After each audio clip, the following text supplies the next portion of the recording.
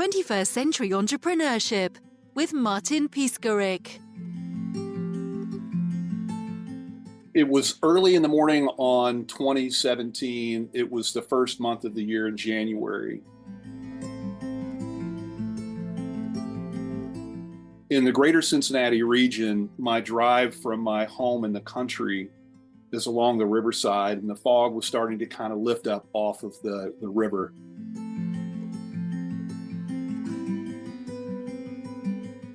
Otherwise beautiful setting, but the emotions I was feeling in the moment were overwhelming. It's the first time in my life that I thought I was having a panic attack.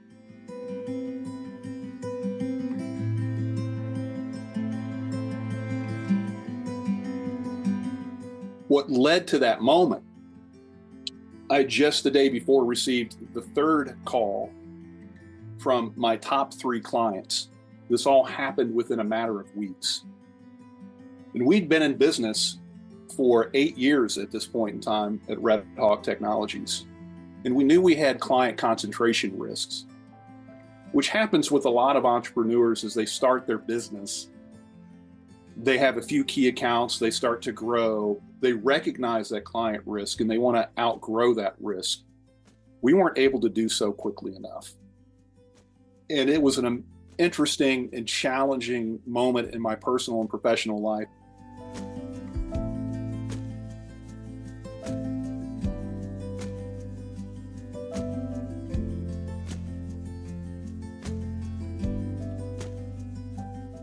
As entrepreneurs, we can't really unravel that. You can't remove the connection of your business from your personal life. It's just not possible. It's part of who we are. It's part of our fabric.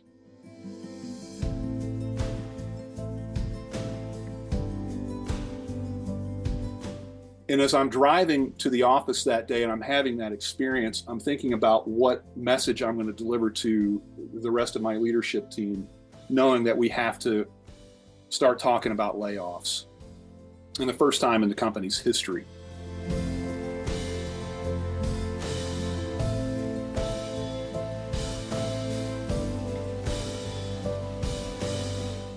The 3 phone calls, the first one was from our largest account, about 40% of our revenue. And they were acquired by another company. I answer the phone, it's the CIO, and he said, "Matt, you know how these things go. When you're in conversations in a merger and acquisition, and you sign that letter of intent, everything is secretive until the deal is done. I'm sorry I couldn't give you a heads up." All special projects stopped. They were going through an integration. Within a couple of days, I get the second phone call, second largest account. CIO. "Matt, you know how these things go. When you're in a mergers and acquisitions conversation, no one can know until the deal is done.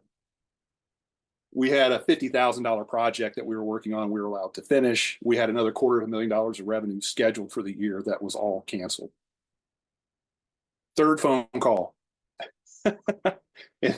Now, this was a little different. They were making a strategic change. They had new leadership coming in and special projects stopped. They cut their budget with us by about 40%. I share this story because I think this is a challenge that all entrepreneurs will face at some point or another. And we read about it in books. We hear other entrepreneurs speak about it, about these setbacks and the grit that's required to kind of push through them. When you experience that kind of a setback and the emotional reaction you have, the challenges that it presents, inevitably you're going to ask yourself, am I the right person for this job? How do I regain confidence? How do I find a path forward? And how do I prevent this type of scenario from occurring again? And I reflect back on that moment. Again, this is in January of 2017. And I look back and I think about how we were able to take that extremely challenging moment in time and find a path forward and have some true innovation in the business.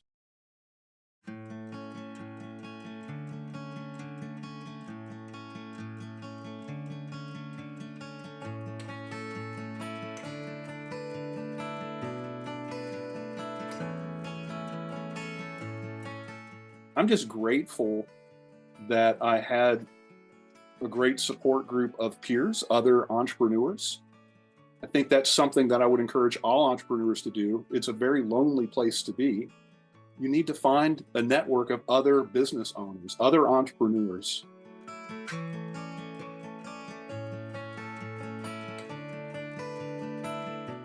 I found that through the Entrepreneurs Organization, which is a global organization. And here in Greater Cincinnati, we have a chapter of, I think there's 60 members. Being able to share experiences and challenges like this when they occur in the moment is extremely helpful. I would get plenty of encouragement from my family, from my spouse, even from my business partner, etc. But spending time with people who've been through challenges like this before is extremely helpful, and I'm grateful for that.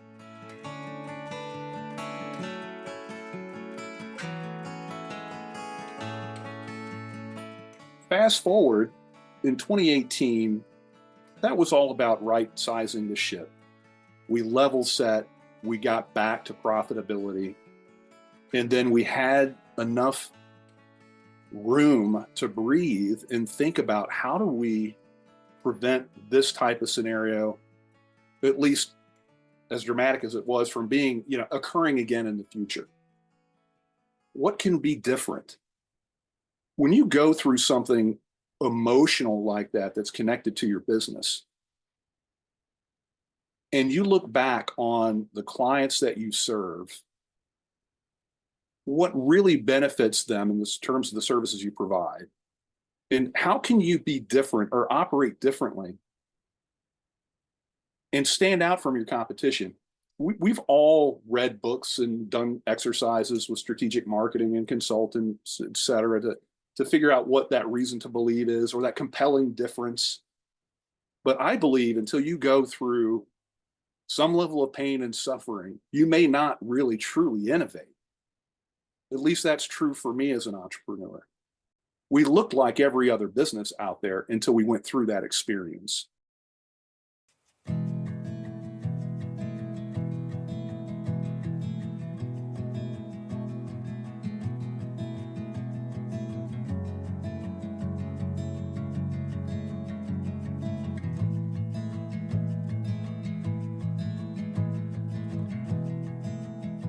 In 2019, we started to reframe the way that we approach our customers and the marketplace, and we tested a new concept.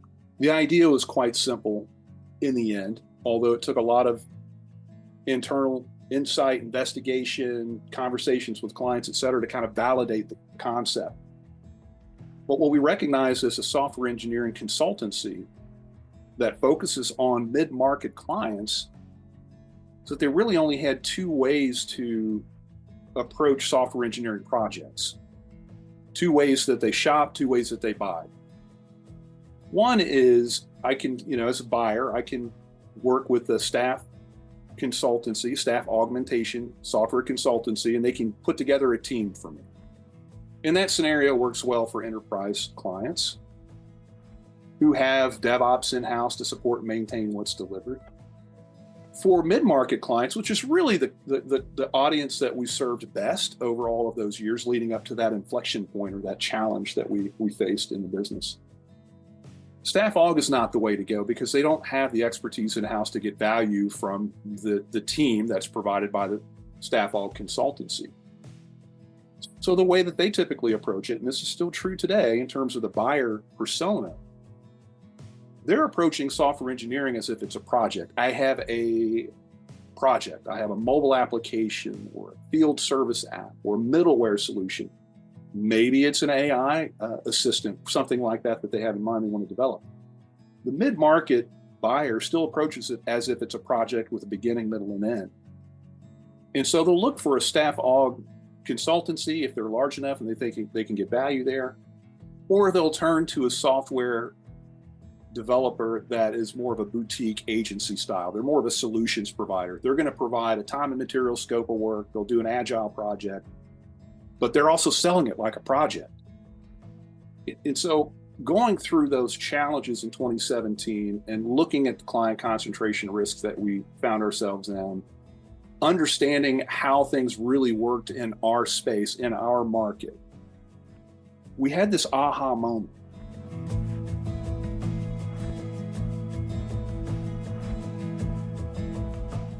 And the aha moment was to change the narrative. If you're investing in, which is expensive and risky, but it's high risk, high reward. If you're going to invest in a custom software solution, it's going to really change the nature of your business, maybe change the market that you serve. You need to recognize it's not a project.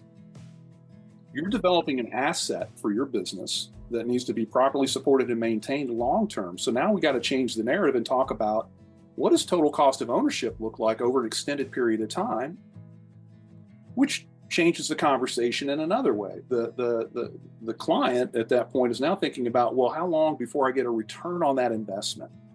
Well, now we're really talking strategically. What's the investment? What's the recurring investment? How do you use a mix of CapEx and OpEx to develop, support, and maintain that asset without having to become a software development company and build a team that might cost you $1 million a year? How do you do that?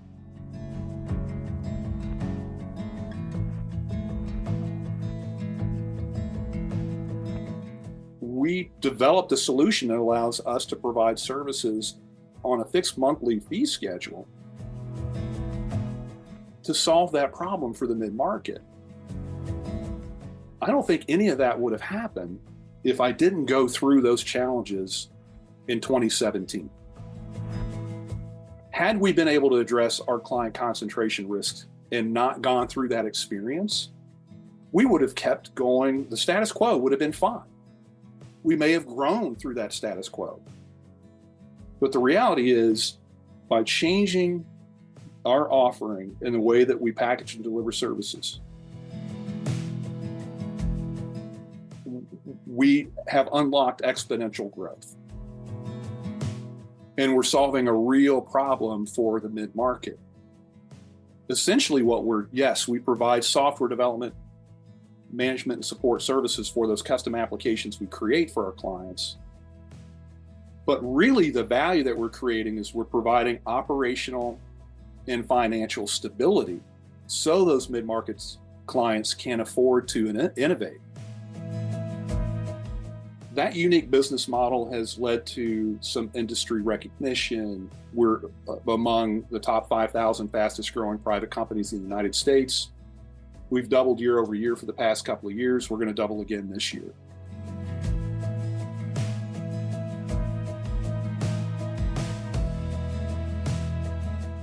And so I look back on 2017, January 2017, on my route to the office along the Ohio River, watching that fog lift and going through that panic attack. And I'm grateful for that moment.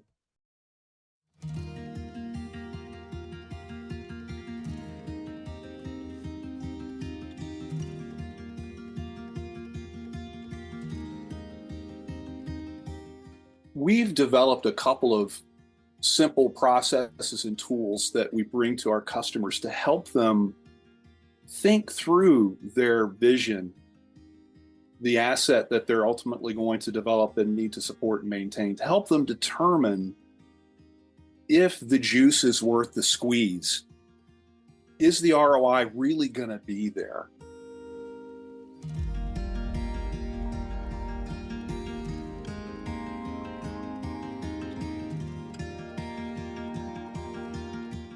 In fact, if you were to visit Red Hawk's website at redhawk-tech.com, you'll see information about a tech innovation workshop. This is something that we'll run on behalf and facilitate on behalf of our customers for a low fee. But we also have an option to download a PowerPoint presentation with presenter notes that walk you through step by step how to go through this tech innovation workshop with your internal team. It includes some interesting little nuances that will allow you to make sure that the less vocal representatives in your room among your stakeholders are still being represented.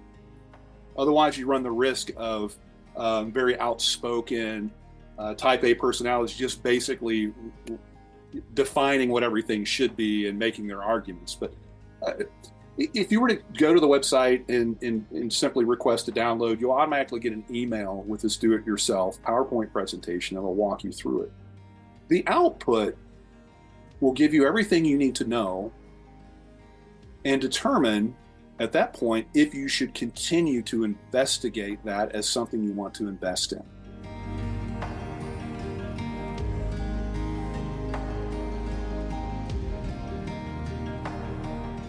The alternative is we can walk you through, our customers, we can take them through, anyone who's interested, a facilitated workshop. It's a great first step to evaluate if a concept is worth the investment. Otherwise, what we see in the mid-market space is oftentimes somebody has a vision for whatever that application is going to be, web, mobile app, etc. They're convinced of what it's going to do for the business, but my guess is they probably have not gone far enough yet to determine if there's really going to be a return on that investment. Is it worth investing in? And if you don't include that as part of your considerations, then your purchase decision is going to be based purely on cost. And if that's the outcome, then nothing's worth investing in because all you see is pure cost.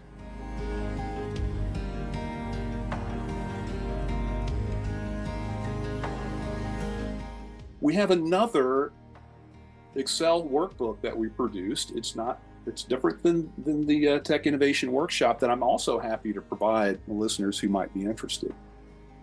If your custom software application is intended to streamline workflows in your business, this workbook that I can send to listeners will walk them through a very simple calculation. You will know how much it costs for you to execute those manual processes across all of your team members on an annual basis. That's the first calculation.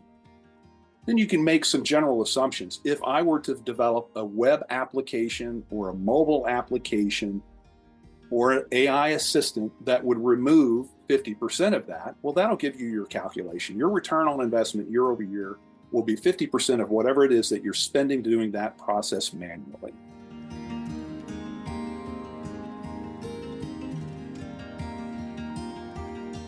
These are simple tools that help our customers make strategic decisions, and they're available through Red Hawk upon request. Again, you can visit us at www.redhawk-tech.com, or you can find my profile on LinkedIn. Shoot me a message, and I would be happy to share these tools and techniques, ways to think about developing software and maintaining that asset, and share more experiences. 21st Century Entrepreneurship with Martin Piskarik. Imagine a space where triumphs, trials, and tales of entrepreneurship come alive. Welcome to the 21st Century Entrepreneurship Podcast, a gold awarded journey hosted by Martin Piskarik, connecting with listeners in 95 countries and ranking in the top 0.5% of all podcasts.